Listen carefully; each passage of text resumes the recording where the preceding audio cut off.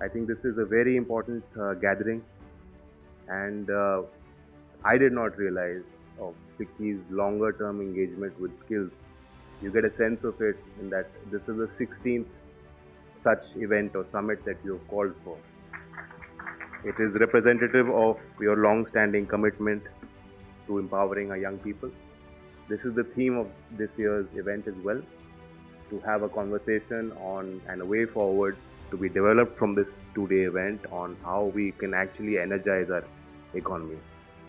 It also converges with what we just celebrated in the World Skills Day, which Honorable MP and in a way a mentor to the skilling efforts, and also serving as vice chairman of the CAC, Shri Vikramji said, where it was called Bharat Skill Next. We had an event on 15th in the Bharat Mandapam. That was the theme on what next. And two reports, very important reports, a lot of legwork has been put in. You know, sometimes we just see the end product, it's a nice, snazzy document. But I guarantee it that because I was having many conversations with FRSN, with KPMG on both of these aspects, and they are both very, very important. I will get into that a little later on what these reports really represent. My ambition and desire for these reports is that you are all aware of the way governments have functioned in India, also how industry associations work. We are often very good at analyzing macro data and bringing it together and taking out a report. But what is the follow-up on that report? How we can populate this framework and really make it a kind of an interactive feedback loop where we are getting not just the data driven but also the qualitative assessments of the one grassroots institution which has been active in our country on skilling for the last 4 or 5 decades, which is our ITIs. That is a big question that we populated for industry to understand it, to adopt it. This is not just a tool for students and their families to decide on which are the institutions where they want to have an opportunity to learn. It should also be a tool where industry can decide that these are the good, credible institutions which are having these academic programs and short-term courses as well, where the students coming out, the end product is eminently hireable, employable, and is a vital resource. So we want this framework to drive, careers, to also drive the kind of employment opportunities that come up through our vibrant private sector. KPMG is also a very important report. What FICCI has managed is to come out with the next gen skills. And I was just discussing with Vijay ji, this is something that has to be an iterative process. Do we really understand what this truly means today? I speak to some of the tech majors, the major leaders in corporate world, and also people who understand technology and its impact on society. Everyone is a little bit confused. That is the frank assessment. Just recently, this 1 week, our markets have been in flux because our tech majors, the big kind of mainstay of our new digital economy, one of our largest exports coming out of our services, they have started laying off young people. Our formal education system, our protocols, where we say we want 15, 16 years of school, then we want 4 years of undergrad, and then we want to do a master's after that. I don't think these are engineered and tooled to deal with what KPMG has actually come out with. And regulators and the formal education system will always struggle. The only thing that can help us is if industry really takes ownership of this, drives it, co-creates from curriculum to the kind of protocols, really understands that they actually already have a stake in our education system. And this is where our NEP policy 2020 is quite visionary. I have to answer in parliament questions. So one of the hottest topics now, Vikramji knows, is AI. AI पे सवाल आता ही आता है.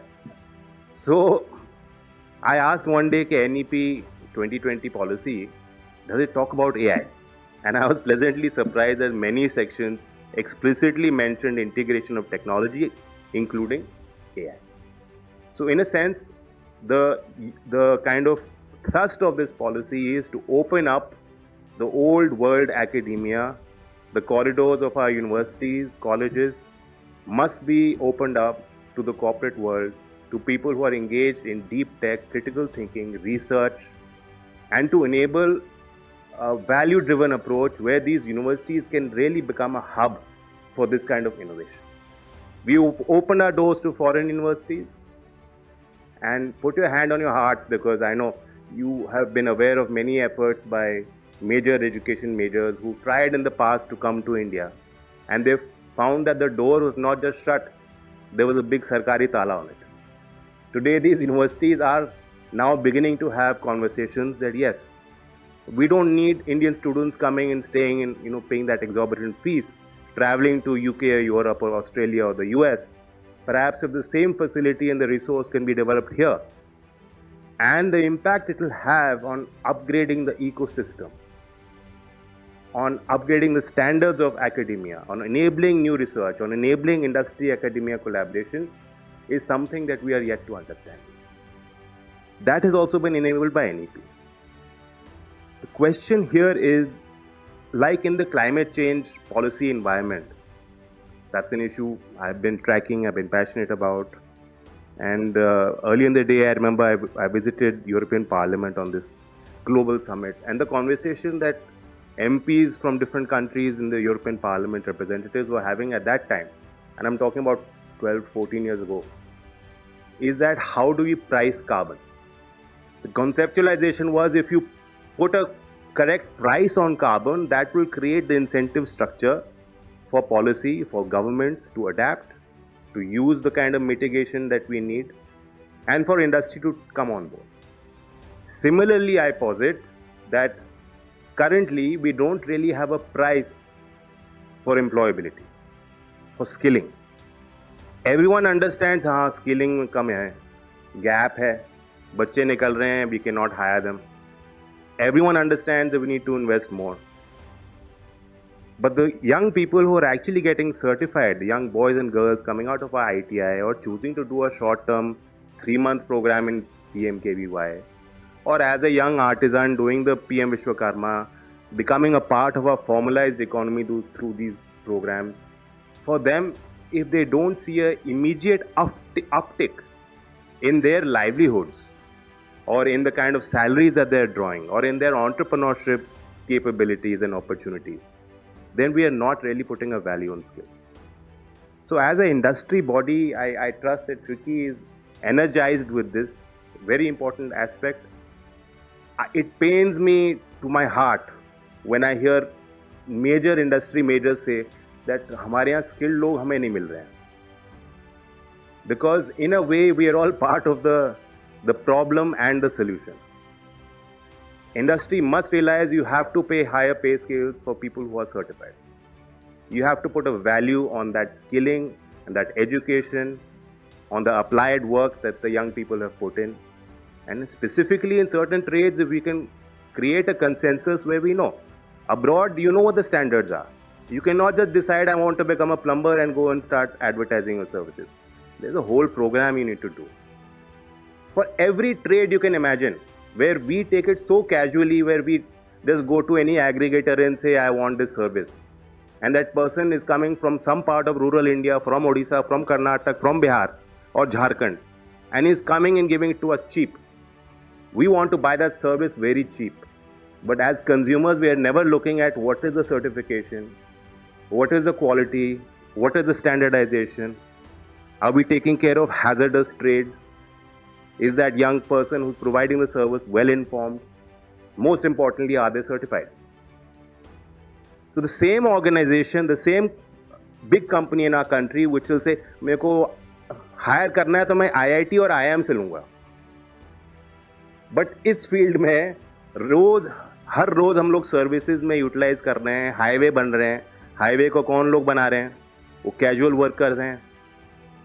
वो जो economy है जो अभी इनफॉर्मल है, if we are able to formalize that will have huge ramifications for our national economy, for our national income, and for our workforce development. Currently, the global economy appears to be in flux, and I thank Bijayji for the strong sentiment that he put forth from industry. And of course, we need full support from industry. This is the kind of a conversation, and you could almost call it a battle that the government of India is currently engaged in. But we have decided that trade diplomacy cannot be at the cost of policy sovereignty. It has been clearly spelled out. National interest must be paramount. And I do feel that the support that industry is given, I think it's a strong message of solidarity that the government of India is also very sensitive to and alive to.